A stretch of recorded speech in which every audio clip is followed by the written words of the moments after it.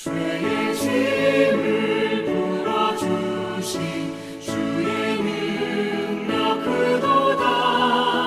나를 피로 사신 예수 내 맘속에 오소서. 나를 일꾼 삼으신 주 그 능력 주시고 언제든지 주 뜻대로 사용하여 주소서. 주여 내게 성령으로 충만하게 채우사 생명수가 강물처럼 흐르게 하옵소서. 나를 일꾼 삼으신 주 크신 능력 주시고 언제든지 주 뜻대로 사용하여 주소서.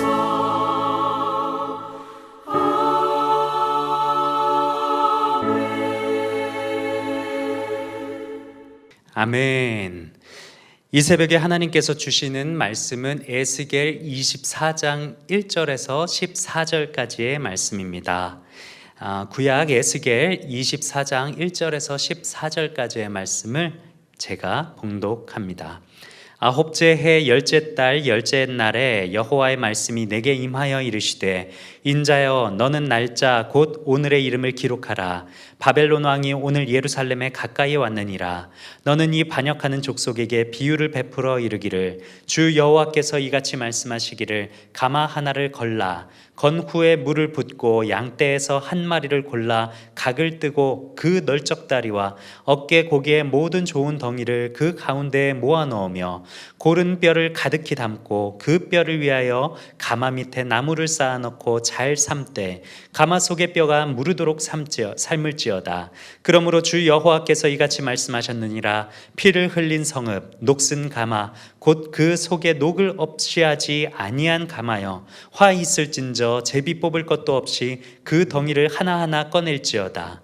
그 피가 그 가운데에 있으며 피를 땅에 쏟아 티끌이 덮이게 하지 않고 맨 바위 위에 두었도다. 내가 그 피를 맨 바위 위에 두고 덮이지 아니하게 함은 분노를 나타내어 보응하려 함이로라.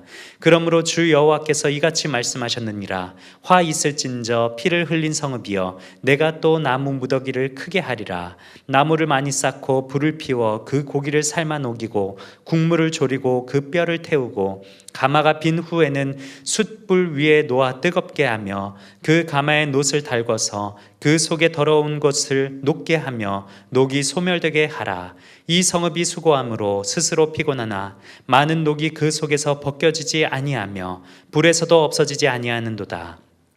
너의 더러운 것들 중에 음란이 그 하나이니라. 내가 너를 깨끗하게 하나 내가 깨끗하여지지 아니하니 내가 내게 향한 분노를 풀기 전에는 내 더러움이 다시 깨끗하여지지 아니하리라. 나 여호와가 말하였은즉 그 일이 이루어질지라. 내가 돌이키지도 아니하고 아끼지도 아니하며 뉘우치지도 아니하고 행하리니 그들이 내 모든 행위대로 너를 재판하리라. 주 여호와의 말씀이니라.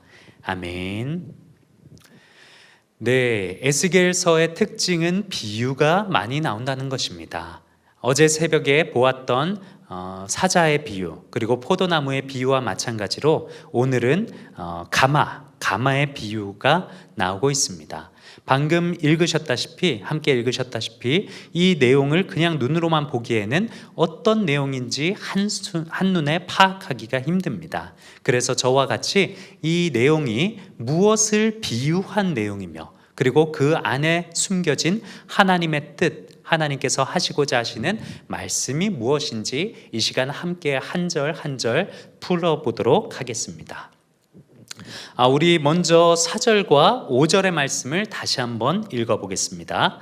건 후에 물을 붓고 양떼에서 한 마리를 골라 각을 뜨고 그 널쩍다리와 어깨 고기에 모든 좋은 덩이를 그 가운데에 모아 넣으며 고른 뼈를 가득히 담고 그 뼈를 위하여 가마 밑에 나무를 쌓아놓고 잘 삶되 가마 속의 뼈가 무르도록 삶을지어다. 네, 이 내용만 보면 갑자기 감자탕이 생각나는데요. 감자탕을 못 먹은 지 굉장히 오래됐는데 사실 뭐 이렇게 맛있는 듯한 그런 내용이지만 이 내용엔 사실 그렇게 좋은, 맛있는 그런 내용은 아니고 상당히 좀 무서운 그런 내용입니다. 하나님께서는 오늘 본문에서 에스겔에게 가마를 준비하라고 하십니다. 큰 가마를 준비하고 그 안에 물을 붓고 그 안에 각을 뜬 양고기의 다리와 어깨와 모든 좋은 살과 뼈를 다 집어넣으라고 하십니다. 그래서 뼈가 완전히 무를 정도로 오래 끓이라는 명령을 하십니다. 이는 무엇을 상징하냐? 이는 단순히 요리를 하라 이런 내용이 아니고 예루살렘 성읍이 바벨론 군대의 침공으로 인해서 함락되는 그런 과정 가운데서 그 성읍 안의 모든 귀족들, 백성들, 지도자들이 큰 재앙을 당하게 될 것이라는 그런 비유의 내용입니다. 특히 이 가마를 뜨겁게 달구는 불은 바벨론 군대의 혹독한 공격을 상징합니다. 이스라엘 백성들은 마치 각을 뜬 고기처럼 이 솥 안에서 마치 뼈가 무르도록 삶아지는 것처럼 혹독하게 공격을 당하게 된다. 그래서 솥 밖으로 빠져나올 수 없는 그런 운명을 맞이하게 될 것이다 라는 비유의 내용입니다. 6절에서 11절까지의 내용을 또 보면 예루살렘의 죄악된 상태를 비유적으로 나타낸 표현으로 이렇게 볼 수가 있습니다. 우리 한 절씩 한 절씩 살펴보겠는데요. 우리 먼저 6절의 말씀을 함께 읽어보겠습니다. 그러므로 주 여호와께서 이같이 말씀하셨느니라. 피를 흘린 성읍 녹슨 가마 곧 그 속에 녹을 없이 하지 아니한 가마여 화 있을진저 제비 뽑을 것도 없이 그 덩이를 하나하나 꺼낼지어다. 아멘. 녹슨 가마라고 합니다. 깨끗한 가마가 아닙니다. 조금 전에도 말씀드렸다시피 이 가마는 예루살렘을 상징합니다. 그런데 가마가 녹이 슬었다고 합니다. 속 표면이 녹이 쓴 가마는 음식물을 삶는 용기로서 적당한 용기가 될 수가 없습니다. 여기에서 사용된 녹이라는 단어는 히브리어로 그 뜻이 병들다 혹은 병이라는 의미를 가진 단어로 사용되었습니다. 그래서 이러한 표현은 예루살렘이 더 이상 온전한 하나님의 백성이 살만한 성읍이 아니라는 것이죠. 적합하지 않은 각종 범죄와 각종 부정부패로 인해서 영적으로 또는 도덕적으로 타락해버린 예루살렘 성전을 상징하는 것이죠. 6절 하반절의 말씀을 보면 제비 뽑을 것도 없이 그 덩이를 하나하나 꺼낼지어다 라고 나와 있는 부분 보실 겁니다. 이는 비유적으로 예루살렘이 완전하게 함락된 후에 그 성읍에서 생존한 자들이 무더기로 이방 여러 나라로 이곳저곳으로 끌려가서 흩어지게 될 것을 상징합니다. 제비 뽑을 것도 없이란 표현은 포로로 끌려가는 과정 중에서 어떠한 선발 과정이나 어떠한 예외도 없음을 뜻하는 것이죠. 우리 7절의 말씀을 이어서 함께 보겠습니다. 그 피가 그 가운데에 있으며 피를 땅에 쏟아 티끌이 덮이게 하지 않고 맨 바위 위에 두었도다. 이건 또 무슨 내용일까요? 이건 무슨 의미일까요? 7절에 나와 있는 피를 땅에 쏟아 티끌이 덮이지 않게 하고 맨 바위 위에 두었도다 라는 이 비유는 이스라엘이 그들의 사악한 죄악을 아무렇지도 않게 너무나 뻔뻔하게 내보이고 저질러댔음을 의미합니다.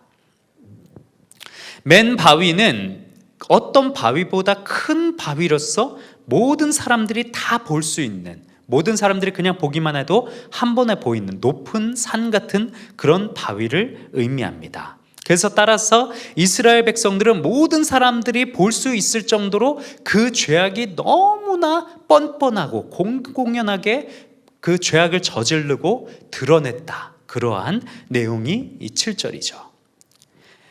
그러한 이스라엘의 죄악에 대해서 하나님께서 분노하셨음을 나타내는 절이 바로 그 다음에 나오는 8절입니다. 8절 함께 보겠습니다.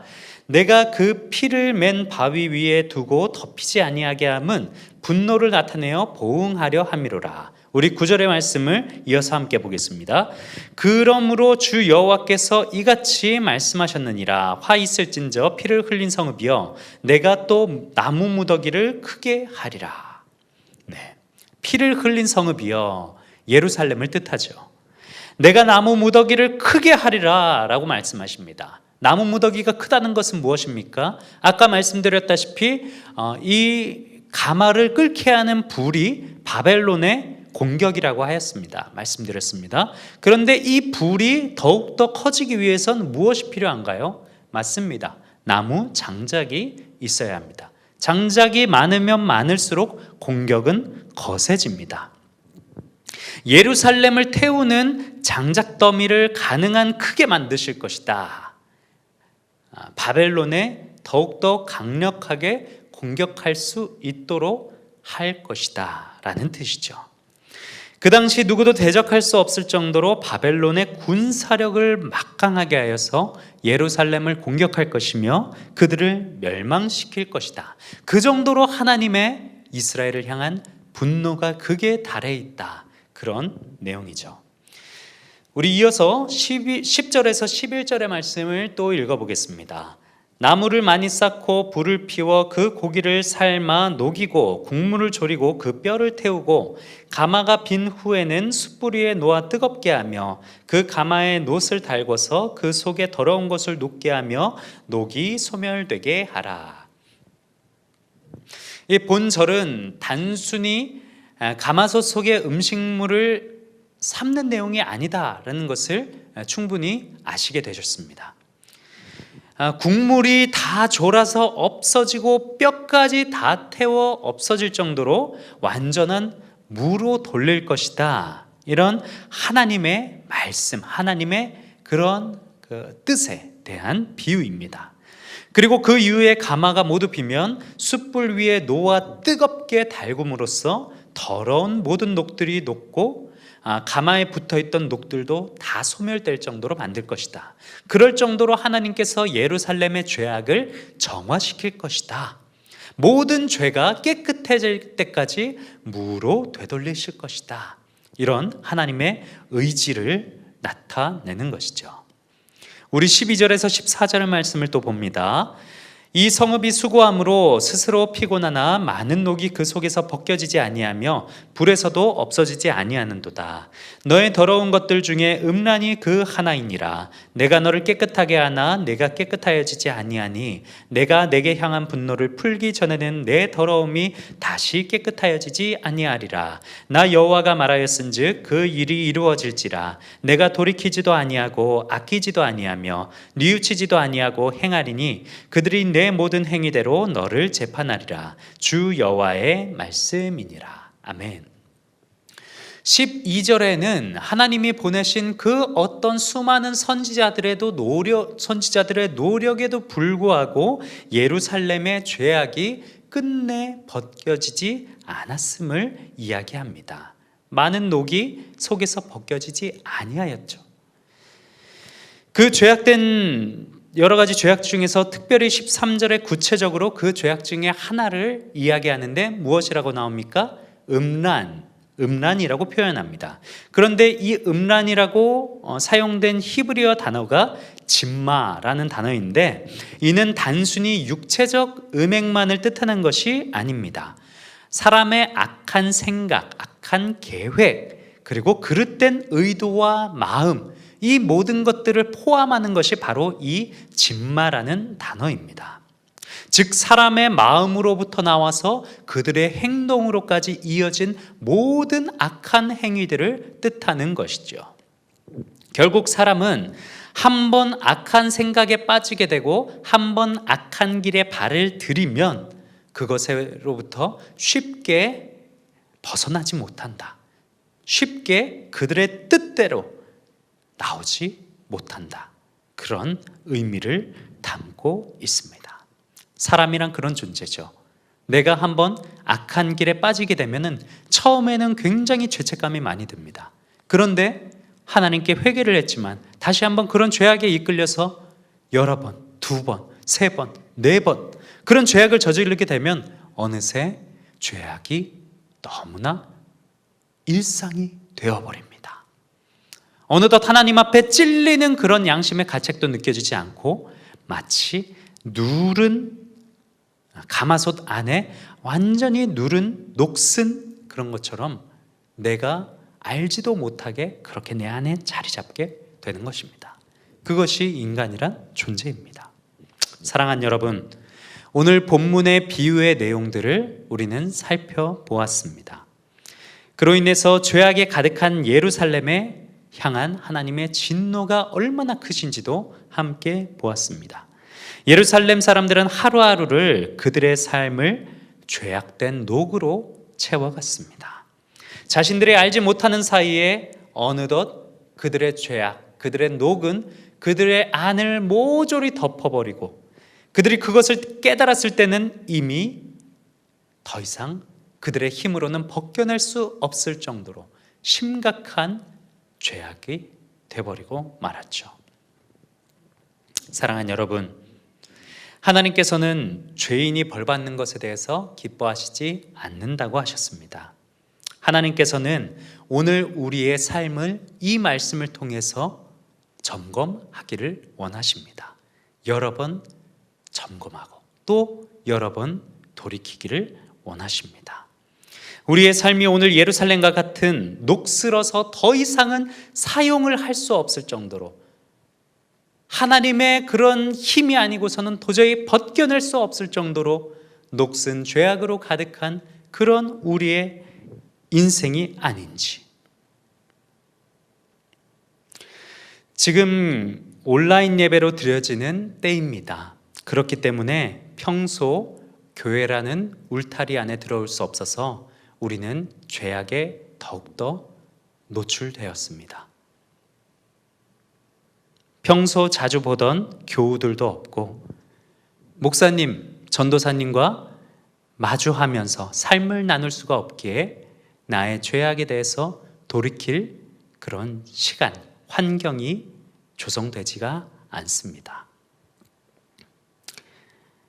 그렇지만 교회라는 울타리가 있기 때문에 우리가 죄악에서 돌이키는 것이 아니라 교회라는 울타리가 없기 때문에 더더욱 우리 삶이 하나님 앞에서 온전한 삶을 살아내야 함을 기억하시기 바랍니다.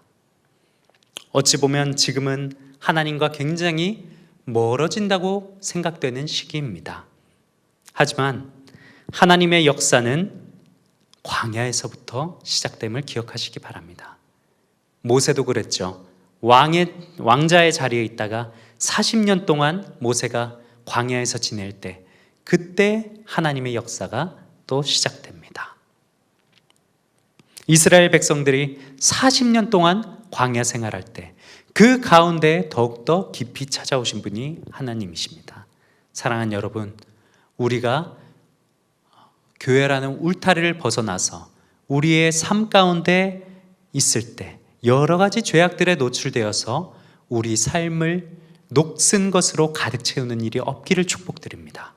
이럴 때일수록 더더욱 우리의 삶을 점검하고 하나님 앞에 더욱더 말씀으로 점검하고 내가 교회 안에 있어야만 하나님의 백성이 아닌 이렇게 죄악 가운데 노출되어 있더라도 이 모든 것들 가운데서 내 안의 녹들을 벗겨내고 하나님 앞에서 온전한 자녀가 될 수 있음을 하나님 앞에 보여주셨으면 좋겠습니다. 그래서 하나님께서 우리의 삶 가운데 울타리가 없지만 그럼에도 불구하고 광야 가운데서 함께 하시는 하나님을 발견하는 인생 되시길 바라며 그렇게 우리의 삶 가운데 끼어 있는 내재되어 있는 모든 녹슬을 다 긁어서 하나님께서 사용하실 수 있는 그런 아름답고 그런 온전한 용기로 사용되어지는 여러분들 다 되시기를 예수님의 이름으로 축원합니다. 기도하겠습니다. 하나님, 우리의 삶이 오늘 이스라엘 백성들처럼 그렇게 녹이 가득 쓸어서 더 이상은 사용할 수 없는 그런 모습인지 우리 자신을 되돌아봅니다. 우리는 지금 교회에 나올 수가 없어서 각자의 삶이 그런 녹에 대하여 무방비인 상태로 있는 것 같습니다. 더욱더 죄악에 이끌릴 수 있는 좋은 환경이고 더욱더 하나님과 멀어지게 편한 환경입니다. 그렇지만 이러한 상황 가운데서 더욱더 하나님을 붙잡을 수 있는 그런 온전한 가마들이 다 될 수 있도록 인도하여 주시옵소서. 그래서 우리가 교회 안에 있을 때만 기독교인이 아니라 오히려 이렇게 어려운 상황과 환경 가운데서 하나님의 이름을 붙잡고 붙드는 진정한 예배자가 될 수 있도록 우리의 삶을 붙들어 주시옵소서. 감사드리오며 귀하신 예수님의 이름으로 기도하옵나이다. 아멘.